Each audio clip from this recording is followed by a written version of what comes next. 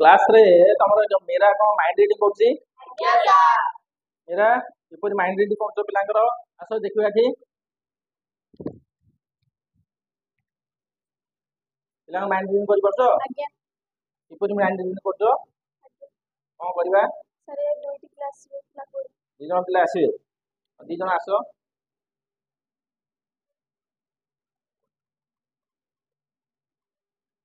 Blackboard भी जा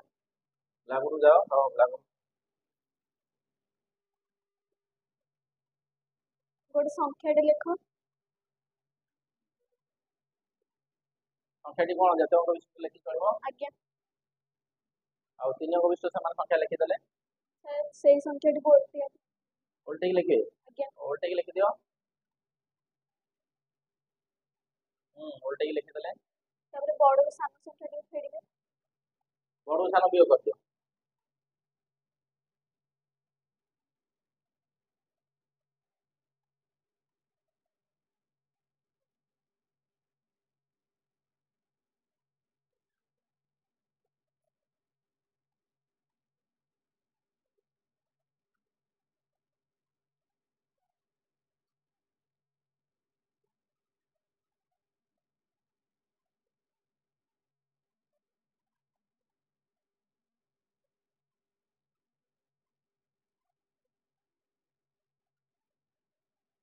बड़ सान ने बियोग कर देले वियोग फल गोटे संख्याटे भाबिबे बियोग फल गोटे संख्याटी मन भीतर भाबियो सेही संख्याटी को बोल बुले गोटे संख्या को तापर भाबि नियो आ ताको बोल बुले दे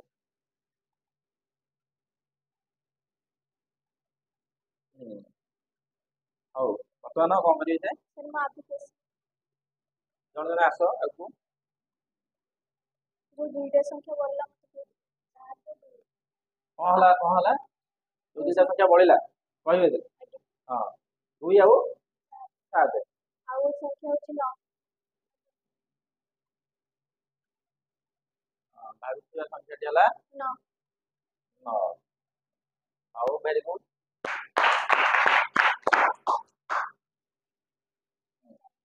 आसो आउ संख्या होची 1 हां हां कोन हला सर से गोटे संख्याटे हां संख्या दिटा कहला 9 आउ 8 आउ संख्याटे होची 1 भाबिया संख्याटी एबे ठीक अछि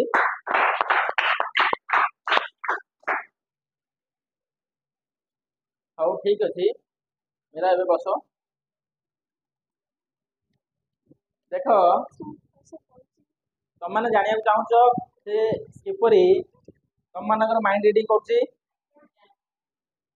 देखो से कोन करछि जे कोन संख्या गोटे तुम कहूची 3 अंक हो 4 अंक विशिष्ट संख्या हो लिखि दबो देखो लिखि देला पर ताकि उल्टे के लिखिबो उल्टे के लिखला पर दीटा जाकर वियोगफल बाहर कर दलो वियोगफल बाहरला पर वियोगफलटी जहा बाहरिबो ताहा सर्वदा 9 द्वारा विभाज्य हो जेमिति कि वियोगफलर समष्टिटा वियोगफलर समष्टि 1 9 10 8 18 अर्थ समष्टिटा 9 आसी पारे 18 आसी पारे 27 आसी पारे 36 9 रो गुणितक जहाँ भी आसी पारे और वियोगफलटी जहाँ आसीबो सेथुर से कोन कहला गोटे संख्या तुमको भाबिया नै कहला जोटा कि एटा भाबिला 1 भाबिला एवं अन्य दुटी तुमको पचारिला अन्य दुटी तुम कहिलो 9 और 8 9 8 से मिसे गला 17 तबे 9 रो गुणितक पाख संख्याटी 17 के से 18 तबे 17 रे से जानि परला कि 1 मिसेले 18 हो त भाबिथिया संख्याटी से तुमको कहला 1 जानि परलो कि ए क्षेत्र देखो से बड़ संख्या रो सान संख्या वियोग कराइछि वियोगफल बाहरछि से गोटे संख्या भाबिला 9 एबे संख्या माननकु एटी मिसै दियो 2 9 11 7 18 मु कहिथिली समष्टि हबो 9 18 27 9 रो गुणितक हबो बोली तबे से गोटे संख्या भाबिला 9 भाबिला आ दीटा संख्या ताको कहला 2 7 से मिसै दला परे 9 होला तार 9 रे आउ केते मिसेल 18 तेनु करी से कहि परला 9 किंतु एई क्षेत्र रे এই ক্ষেত্রে ন ହେଇପାରେ ନଚେତ ଶୂନ ବି ହେଇପାରେ। ଦୁଇ ସାତ ମିଶେଇଲେ ন ଯେହେତୁ ଏ କ୍ଷେତ୍ରରେ ন ଆସିପାରେ ନଚେତ ଶୂନ ବି ଆସିପାରେ। ତମେ ଜାଣିବ କିପରି?